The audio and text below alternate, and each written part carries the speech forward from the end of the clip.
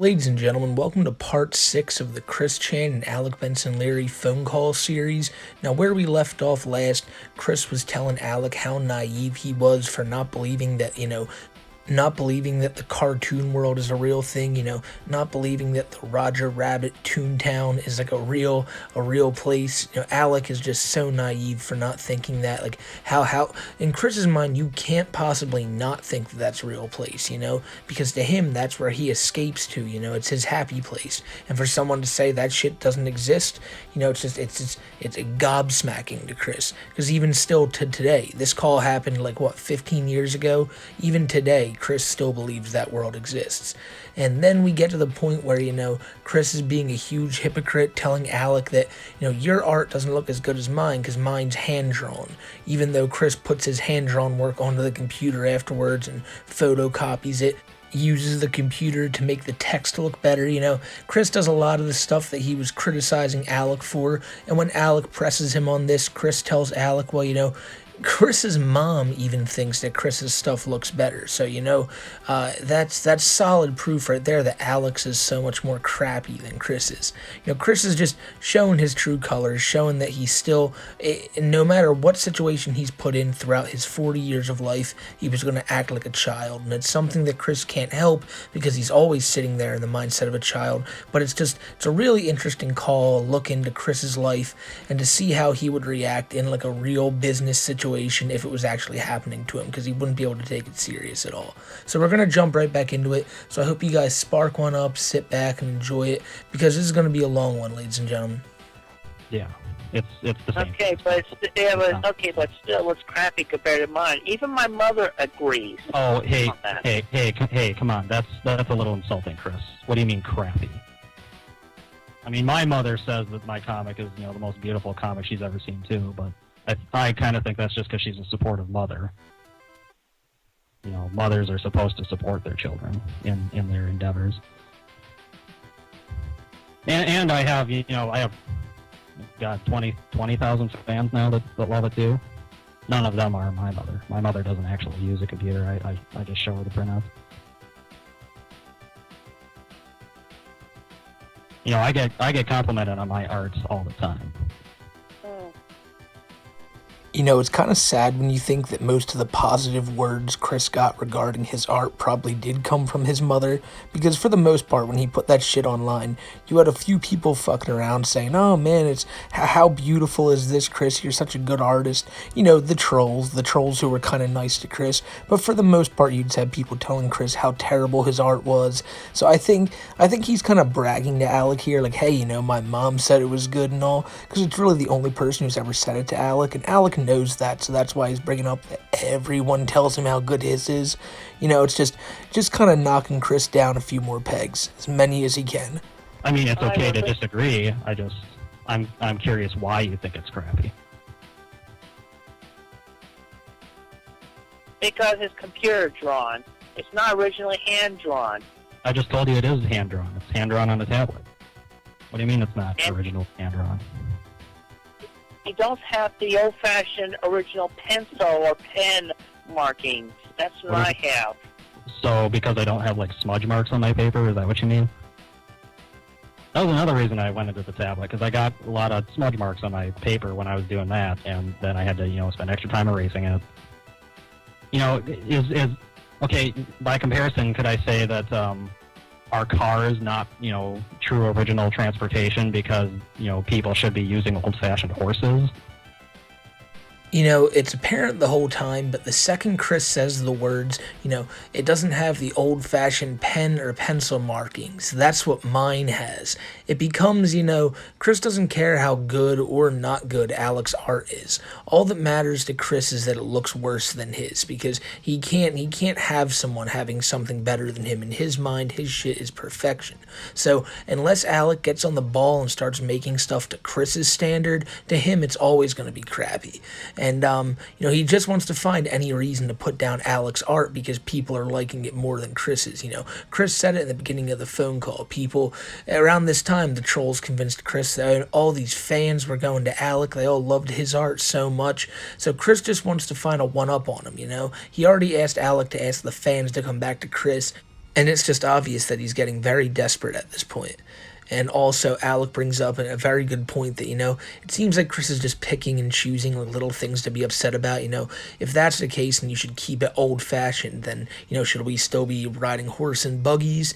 Another thing he could have said is, should we still be using the old, clamshell flip phones or the old brick cell phones? It's just, I feel like Chris has that idea, and it's not just him trying to one up Alec, it's mostly that, but I still feel like he has this idea because he grew up with older parents that everything's better old fashioned. So he just wants to act like, oh, this came from back in the day when my parents had it. Well, that's the right way to do things, because that's the way he's always saw them do things. He's never seen them work, so he thinks, why should I work? He always tries going off of what his parents do, like most people. But the problem is most people didn't have shitty parents like Bob and Barb Chandler.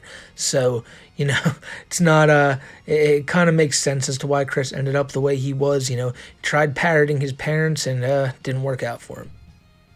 I mean, you use Photoshop for lettering and effects. We're one and the same here, Chris.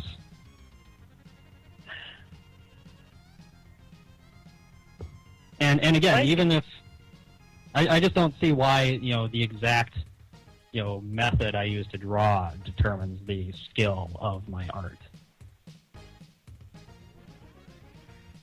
I mean, weren't you, I remember recently, didn't you put, a live picture of yourself in your comic for some Guitar Hero scene?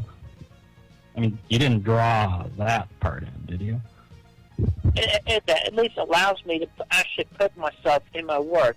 You see, a bigger difference between drawing with a tablet or mouse versus hand-drawn is that you see more personality with the pen markings and color and marker colorings versus what's digitally entered. Well, if you feel that way, colored. If you feel that way, I respect your opinion. But, I mean, 20,000 fans can't be wrong, and not a single one of them have ever, said anything. Well. So in the beginning there, Alec makes a great point that, Chris always talks about everything being hand-drawn, but he used an actual picture of himself in a comic book around this time. Now, I know exactly what Alec is talking about. There's a comic book where Chris and them invade the 4-cent garbage building, and then Chris and the Hedgehog Boys get back together and start playing a rock and roll show where I'm pretty sure he meets Meg Griffin afterwards. It's a really, really convoluted and kooky story, but at some point during this story, Chris's character in the comics just becomes a picture of actual Chris himself, like the late 20s or early 30-year-old Chris at the time, real greasy hair, looking like he just rolled out of bed and picked up his Guitar Hero guitar, probably thought he looked cool as hell putting himself in that comic, but it's such an amazing disparity to see, he has this picture of this lean-fitted comic book character who he thinks looks like a good portrayal of himself, that looks like a good protagonist for his comic, and then he pops up on the screen. And it's just night and day. This guy, if you're someone who was reading these comments and didn't know what the author looked like, and then you just saw those pictures, you'd be like, what is this? What? That dude looks nothing like the characters from the book. But I digress. That's just something that, when he brought that up, I thought, man, that is true. But then again, Chris tries to, brush it all off, and then act like Alec's stuff is more cheap and lazy, because it's just not what Chris does. Chris brings up that, it's more personality in his stuff to see them draw with hand-drawn stuff rather than do it on the computer. For a second there, I think Chris is about to start explaining how putting himself in the comics lets him express himself even more, because that's something he truly believes in. He really believes that he can put himself in the comics, and it means a lot more to him for that, because he wants himself to be in the story. He wants himself to be a big part of it. But then he just I think he forgets about that and goes off into another tangent about why the hand-drawing style, that's what put more personality into it. And then finally, at the end there, Alec has to rub it in Chris's face a little bit to bring up that, 20,000 fans of his can't be wrong because none of them have ever complained. But, in Chris's mind, this is probably it hurts him, but not that much, because in his mind, he has millions and billions of fans. Chris thinks most people in the world know Sonichu. And so this probably hurt him, but not that much. He probably thinks those 20,000 fans are like the 20,000 diehards that Alec stole from him. So, a lot of still a lot of stuff on this call. Chris would fall for fucking anything Alec brings up here, and it's just gonna keep going on as this call progresses, and it's gonna keep getting funnier and funnier each and every time. Let me give you a better example on that. Okay, say you got two letters from two exact same letters from the same person, one handwritten and one computer typed and printed. Which one do you think would have more personality that would appeal to you better? I honestly don't remember the last time anyone wrote me a handwritten letter. I mean, I don't remember the last time I wrote a handwritten letter. I type everything, every kind of writing that I do. I mean, typing looks more professional. Professional, yes, but I mean, handwritten wouldn't get you a job or anything. At least I have had all the practice of handwriting, and there's more character, more personality put into it in handwriting versus what you would just see every every in a monosynchronic sense. Do you know why you see it every day, everywhere, Chris? You see it everywhere because it works. Because that's what people prefer.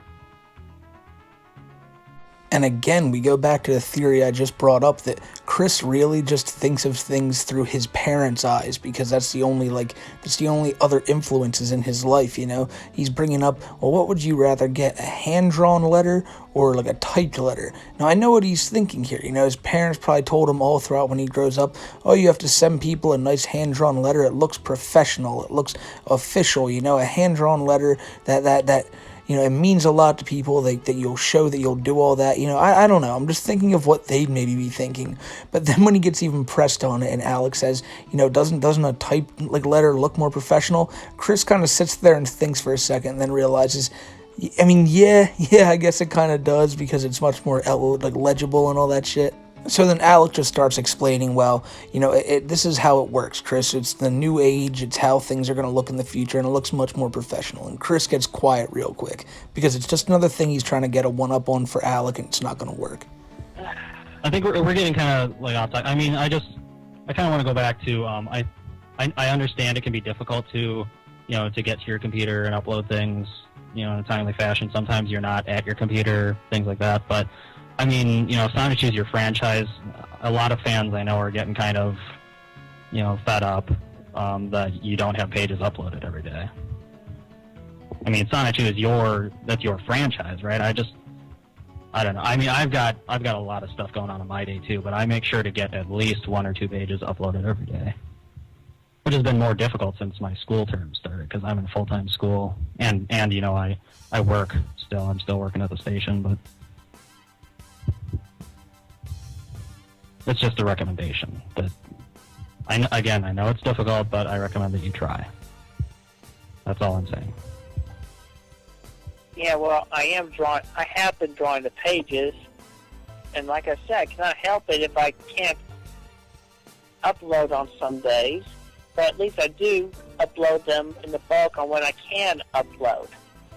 Alec brings up to Chris that, you know, the real Sonichu fans are getting mad because you're not, like, he was never on a good time schedule. Chris would upload when he wants to, and, you know, he was never, like, on a deadline because he never wanted Sonichu to feel like a job. He wanted to only do it when he wants to do it. It's something that later in life, when he was trying to get a job with Nintendo, or maybe it was Sega, one of his big, or maybe it was Sony, was that he had to be able to work from home and when he wanted to. Like, so it's just Chris never wanted to be serious about a job or even his comic. And then at the end there, Chris tries to use that as like a positive, say, well, at least I get these things done in bulk whenever I like want to or have them ready. Basically saying, yeah, whenever I just happen to have a couple lying around that I did whenever I wanted to, maybe I'll put them online for the people. But until then, people just gotta understand and wait, brother. You know, for a while, for a couple months, you were uploading most every day, weren't you? I mean, has your schedule gotten busier recently? I've been falling asleep earlier, and with that, it's hard for me. And with that, it was hard for me to readjust my schedule. You know, Chris, if I fell asleep on my job, I'd probably lose my job. I mean, Sonichu is supposed to be your big franchise, right? I mean, if I fell asleep while drawing Asperchu and I started missing days, I would buy myself an alarm clock. Or I would upload them earlier, before I knew I was going to get tired, or whatever. Yeah. I mean, it's just, Anyway, I know I've that had you're to juggle losing my fans. schedule around, and I just haven't been able to get it in sync yet. What's, if I may ask, has something been going on that's kind of throwing your schedule for a loop? I mean, you haven't made videos in the past couple of days, but, prior to that, you were making videos fairly frequently, mostly attacking me. Originally, when I did the videos, it was not necessarily on a daily basis. That's not like a journal. Video is not like a journal to me. No, but, if you spend 5, 10, 15 minutes making a video, that's time that you could be uploading the comic. But instead, you made videos attacking me. Chris is really trying his absolute damnedest to think of any trick in the book, any excuse in the book he can say to get Alec off his back for almost anything he's bringing up here. At first it was the copyright stuff, then it was the stuff about Asperchu's name, and now it's talking to Chris about, why don't you ever have your stuff out on a good schedule? You don't have any videos out, you don't have any art out, what's going on here? And of course, Chris falls back on, his biological clock. He can't seem to sleep right and all this stuff. You'd think, if you're staying up all night, you might as well do your stuff then. It's peace and quiet. Do your art then with a nice light in your room. It's a great time to draw. But for Chris, he just makes the excuse that he hasn't been able to fix it quite yet. I don't think Chris fixed it for like months after this. Chris gets into these funks and just doesn't want to work. It's just another excuse for him to use. One of the many, many excuses Chris will try to use to explain to people why he's not doing what he should be doing. And as I already brought up, Chris has said before, maybe after this point, that he never saw Sonichu as a job. He never wanted it to become a job because it wouldn't be fun if it wasn't a job. So when Alec brings up the thing that, well, if you don't start making your deadlines, you're not going to have this as a job. I don't think Chris ever took that seriously because he really never did see Sonichu as a job. I think he only admitted that he saw it as that when pressed on it by his dad or by trolls, just as people who'd say, oh, you need to get a job. Oh, well, this is my job, because it was something to get people off his back so he could just turn back around and do things that he found fun, It was, I bet you the only time Chris really got into drawing Sonichu is when he was hard-pressed when people tried to push him to find a job, because it was something that he could do instead of having to find a job that wasn't like playing his video games and shit. I'm not saying that he didn't want to do the Sonichu stuff, but I'm saying that I think the times he got into it most, like actually drawing the comics and all, were when people were asking him, why don't you do something to find a job? Because he would just fall back to this and go, he can say this is like kind of like a job. But who knows, it's just, like I said, but many times in this call, you're going to see Chris do this. Just think of any excuse he can, no matter how pathetic it makes him sound. And him saying, that he just can't get a good sleep schedule going. Well, for drawing a comic book in your own bedroom, there's really no good time you need to be up or asleep for that. You can do it whenever. It's not going to matter. And plus the battery power of my digital camera is fickle. What does your digital camera have to do with uploading pages? I'm saying you shouldn't be using the camera. You shouldn't be making videos. Do you know why I haven't made any videos, Chris? It's because I don't have time. I'm uploading pages. That and I don't want to make death threats to people on the internet. That's not a... No. I mean, it really hurt my feelings when you started doing those, Chris, because, like I said, you started as my inspiration, and a couple months later, you became my troll. I know you have trolls. It sucks. Yeah. It really sucks to have people attacking you like that. And then you became my troll. I will.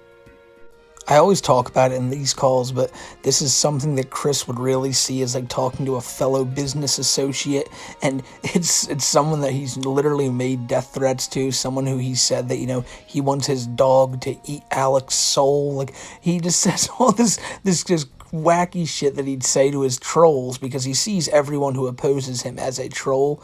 And now Alec is turning the cards on him, calling Chris a troll for doing this, for saying all these threats and stuff to Alec. And Chris will never admit to that. Well, I think later on in the call he actually will admit to it just to kind of get away from it. And speaking of getting away from it, you can hear in the tone of Chris's voice, Chris just wants to get away from this conversation so bad. You can tell he just wants to go, all right, well, I gotta go. And he will say that soon, but not for like another 5-10 minutes. So, but, Alec is just going to keep grilling him until then. But for right now, Chris just wants to get out of here and get out fast. How about if you just tell Mal that if you just, I'll leave y'all alone, let y'all do your thing, y'all take your ads off my website. That's just not a sound business move for me, Chris. Those ads are bringing in a lot of viewers. So put them on another website. Well, what if that website tells me that, they don't want them there? Then should I move to another website and then another and then another? Mal's job is to bring in fans for me. That's what he's doing, and he's doing it well. And that's why I keep him. Mal never asked me before he put anything up there or before he paid off Jack Thaddeus. He doesn't have to. That's the way ads work. You buy ad space that's publicly available. Advertising is not under your control. Yeah. But I was never there to witness that monetary transaction. I was never there for that quote unquote agreement. You don't own the site, Chris. What? You don't own that site, right? I mean, the money for my ads go to keep that site up. That's my understanding. And unbelievably, we're right back to square one. Like, Chris has already now jumped back to, all right, well, if you can just take the ads down that you put up there, not understanding that, yes, Alec bought the ad space, but it's not him who's, like, single-handedly putting these ads up there. It's all Chris cares about at the end. He's not willing to budge on anything. He's not willing to do anything for Alec. He just wants what he wants, and he wants to get out of there. I've already said this countless times, but it's like, after Alec brings up all these things to him, after Chris is going to sit there and say how crappy your art is and everything, he won't budge on like anything Alec is telling him, any criticisms he's bringing up, but he just wants to make sure that, even though we've been already over this like 3 or 4 times, if you can take the ads down, which you've already said you can't do, that'd be great, But Alec brings up, it's not a smart move, Chris. Can't do that. It's not a smart business move. And Chris, again, is thinking of any excuse in the book and having such a condescending tone when saying it. He thinks he knows so much better than Alec is saying, like, well, I wasn't there to see that transaction go through. Like, well, Chris, like, he's just thinking of reasons to why this guy might be in the wrong, but he doesn't have any foot to stand on here. He just hates the fact that there's ads that are kind of slights against him. Some of them are complete slights against him, but for the most part, they're just using things that Chris doesn't like homosexuality and all that. They're just using stuff to get under his skin, and we've already been talking about that, but again, Chris is just going to keep bringing it up because that's what he's really here for, He just wants Alec out of his life, but, Alec's paid for the ad space, so Chris is going to have to deal with it. Actually, you're wrong. You see, Mal gave that 2,000 euros directly to Jack Thaddeus, and Jack Thaddeus actually put that 2,000 euros into the Wikipedia funds. So therefore, Mal never saw his money in the Wikipedia funds. It just went straight to Jack. I'm not really sure, I mean, I've never spoken to Jack. I don't know anything about what he and Mal talked about. I'd kind of like to help you out. Honestly, I would, but I'm still a little miffed that, even after we had a pretty good talk last time, but you still kept going with this whole Mitch business. I mean, you took my character and altered him, and you say that I didn't get permission to use Sonichu, but you didn't get permission to use Astrochu either. Yeah, well... Or Simon Chu. I almost forgot to mention that. Evan wanted me to talk to you about that, about using Simon Chew. You know, Simon Chew was his creation, and he used that without permission. And he's asked you several times to get rid of Simon Chew and Simone Law or whatever. Alec brings up the fact that he's still upset about Chris changing Asperchew's name to Mitch, and that'll never not crack me up, the fact that Chris thought that was a good name change. But at the same time, he brings up that Chris is really offended that Alec would use Sonichu in a comic while not understanding that Chris used Asperchew, Alec's character, in a comic. Once again, you got to remember the way Chris sees it, him using Sonichu is a parody, like Chris says, but he's completely original at the same time, But Alec using Asperchew, which is a parody of Sonichu, never gonna fly, can't have that. And then Alec brings up, though, that, Chris has also stolen another character named Simon Chew, or Simonla. And this character is going to come up a lot in this call, in all these calls, and it's going to show you just how much Chris cares about these characters in his world, just the length he's willing to go to make sure they stick around and they have the good life, because it's already been brought up. Chris sees these characters as real people. He sees them as beings with their own thoughts and their own feelings and everything, and it's a dangerous path to go down, because you'll just see, like, Chris is hell-bent on keeping this Simon Chew person in his comic book, and even threatened with lawsuits and everything. He's not budging. But actually, Simona was never really inspired from Simon Chew. I took an original Rose Chew, I changed her to a ground color, gave her the complexion, added an armadillo shell, and then a few drills in appropriate places. So kind of like how I took a Sonic and made him yellow and gave him a goatee and glasses and a Buddha belly, and thus was born Asperchew. And you thought it was a parody, but it just happened to be. Is that kind of what you're going for there? Once again, we got Chris being a hypocrite by trying to justify his creation of the Simon Chew thing by saying, it's not Evan's character, even though Evan had the idea and it was like Evan's character. I just put different pieces on it and made it a completely different character. And Alec is bringing up, well, isn't that what I did with Asperchew? I just made him a Sonic with a goatee and a Buddha belly, all these things that make it look like Chris, but it's a Sonic, it's a Sonic the Hedgehog, nothing like Chris, obviously. And Chris is once again just caught into a corner where it's like, oh yeah, that is what I'm mad at you for, and I'm trying to justify doing this to someone else. But Chris will never see it that way. He's always in the right, everyone else is always in the wrong. I mean, why didn't you just say that to Evan in the first place? Because he's been emailing you for a long time. I told him, I told him that in response to one of his messages in the mailbag. But apparently he had not read that. Okay. Let's see, I'm looking at the Simonla page on your Wikipedia here. You say that, I'll just read what it says here. About on or before August 26, 2008, I received an email from Evan George submitting his Sonichu fan art to me, then later submitted his idea for Simon Chew. It did not strike me as good at first, but for a few months I wanted to create a ground type. So from Simon Chew, I created Simonla Rose Chew. That's on the Simonla article on your Wikipedia. I mean, that's smoking gun, Chris. That's proof that you used Simon Chew as a base.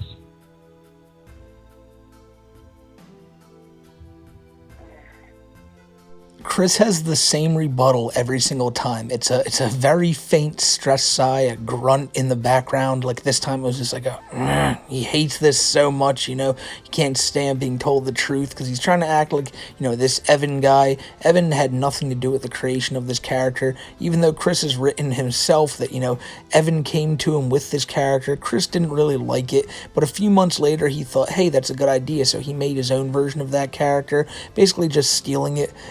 Yeah, it's just, and Chris has nothing to say about this because he's about to think of a lie he can say. He's about to think of a way he can retcon this, and then he'll just act like he was right the whole time. But he can't think of it like at this very moment, so he can only sit there and sigh and grunt and be really upset at the fact that he doesn't look right now, and that will never do. I'm not trying to attack you with this, but I really think this is evidence that you should get rid of Simon Chu and Simone Law. Write them out. Because the facts are right there, Chris. Well, actually, that was not that. I typed it in like that because Evan was badgering me as such, and it just stuck in my head. It just pretty much stuck when I typed that in originally. Why would that just stick in your head? Why would that happen? Why would it stick in your head unless it's true?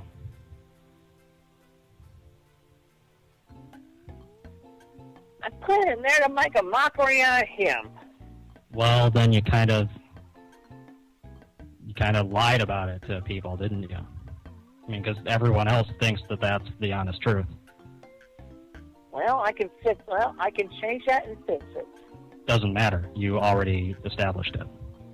So the option for how Chris was going to deflect in this situation was him pulling the I'm just using those words to mess with him card, you know. He's saying that Evan had been badgering him too much. I assume Evan had been writing a bunch of questions in the mailbag, calling Chris out for this situation, and instead of admitting he was wrong and admitting that he did steal this guy's character, which he was wrong and which he did do when it comes to stealing the character, Chris just couldn't admit to that. So he wrote that, you know, yeah, it is the guy's character and all that, but he's just doing that to mess with the guy. He's just doing that to make a mockery out of Evan.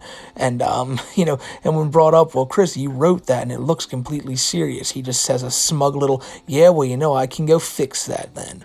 So it's so clear that he just doesn't want to admit this shit, but he wants to hang on to these characters no matter what. He wants to act like he's in the right. He wants this shit to stay just as it is. He doesn't want to have to change anything because he feels like if he has to change anything, he's losing to these trolls, because anyone who says anything negative to him, once again, is a troll. And Evan bringing up, hey, you stole my character from me, that's a troll move right there, because even though Chris did it, you shouldn't be saying anything negative to Chris, because if you do, that's just, you know, you're not cool to him. You're not cool to him.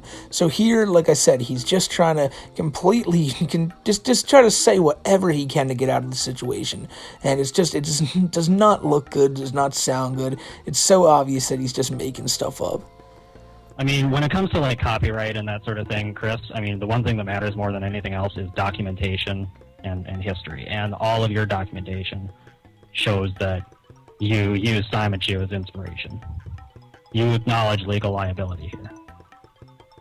Whether it was a joke or not, you wrote it like it was real.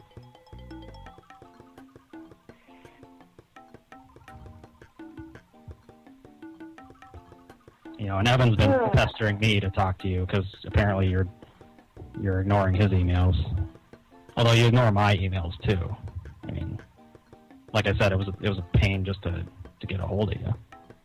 I mean, for a guy who has so much to say to me, you are hard to get a hold of. At this point, you can tell Chris is just completely checked out of the conversation. He's about to end it in about a minute, but he's just yawning now, and he's barely responding to anything because he knows he's been caught. He knows he can't weasel out of this anymore, so now he's just going to stay quiet and wait till he can see an opportunity to just kind of snake out of here and not have to answer any questions. But, you know, this is only, I think, the third phone call, maybe even the second one out of the 9, so it's not going to be not even nearly Chris's last interaction with Alec. And the pressing is just going to get more and more fierce as these calls go on. You know, because Alec is going to have a lot of words for Chris here. There's going to be a lot more lawsuit talk, a lot more talk about Chris just being not the best type of businessman here. But, you know, we'll get into that when we get to that. There's still a little bit left here, so let's just enjoy it. I mean, I want to let you know that you do need to comply with Evan's demands, because, you know, he's talking about litigation, and if he wants to go get a lawyer over this. He said that he'd back off if you acknowledge in the comic and write Simon Chu and Simone out, and, you know, say that they will be done and gone forever. He has the copyright for Simon Chu.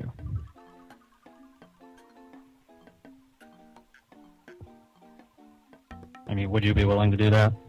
Write them out? I'll think about it. Okay, well, don't think too long. I mean, this is a serious issue.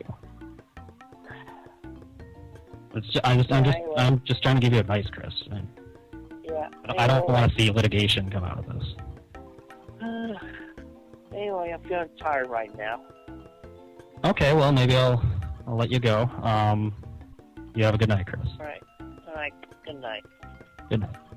So even when he's told that someone else holds the copyright to these characters, something that Chris hangs his hat on, something that Chris holds near and dear to his heart, holding the copyright to Sonichu and Asperchu. I'm sorry, not Sonichu and Asperchu, Sonichu and Rosechu. We're talking about Asperchu so much I'm getting him mixed up. But the thing is, when Chris brings that up, copyright is the biggest thing to him. He has copyright over his characters and no one else does, so no one else can use them, and that's a fact. That's period. But when someone else has copyright to their own characters and Chris is using them, like he says, they're very timid. He'll think about stopping using them. He's not for sure yet, but he'll think about it, and you'll come to find out in the next video that he is 100% not about not using them. He is guaranteeing that he is going to keep using them because he does not want to have to take people out of his world. And so, like I said, he's going to fight tooth and nail for Simonla, and he's not going to take Evan's demands lying down. He's going to fight this all the way, no matter what legal jargon gets thrown in his way, because it only matters when Chris wants to spew out some random legal nonsense. When other people spew it out, it has no meaning on Chris. It has no meaning whatsoever. He does not care. But that's another part of this, and it's another call down. We're going to be doing another call tomorrow. The call tomorrow is only about 10 minutes long, so we'll just be looking at that call in particular. But I know you guys will enjoy it because it's more nonsense.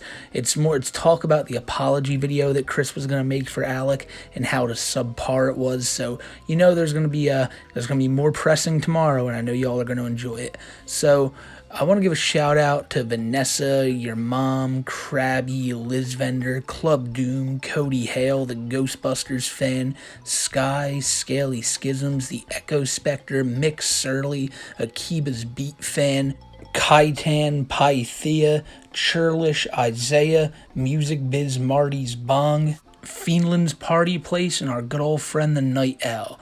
I hope you guys are enjoying these videos. I want to let you all know that you all are goats, and everyone who's made it to this end of this video, you're a goat as well. I know this one was a long one today, but I hope you guys enjoyed it because there's still much more of these to come. Like I said, I think this was only the second or third phone call. We still got like 6 or 7 to go, so strap in because it's a long ride still to go here. So the summer may be coming to an end, my friends, but the holidays are right around the corner. So, I say it at the end of every video, but you always got something to look forward to. And, that's always a good thing to look forward to. Being able to see your friends, see your family from back in the day, being able to just have a good, cheery time of the year. Maybe the holidays aren't your thing, but to me, I always love that time of the year. So that's always something to look forward to. But if it's not that, think of just something simple, your favorite TV show, your favorite video game coming out, like a new release. Always have something to look forward to, my friends, because that's what makes life worth living. And I'll have my Discord server down in the description below. If you ever want to join, come talk to people who just want to talk about lolcows, talk about gaming, talk about whatever the fuck. We have a section for just about anything that's not complete weird shit. So stop by if you guys want to. Other than that, though, I'm gonna get out of here. I'm gonna get out of your hair, and I'll see y'all tomorrow in the next one. Until then, take care, my friends.